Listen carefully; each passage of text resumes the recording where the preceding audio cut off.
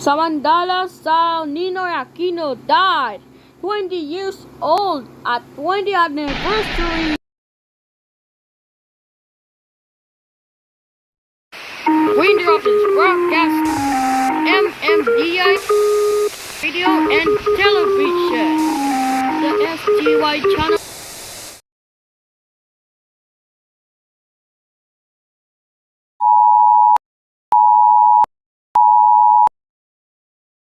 Pansin, ang pre-recorded na mensahe na ito mula sa SUBU National Emergency System STEM ay isang drill.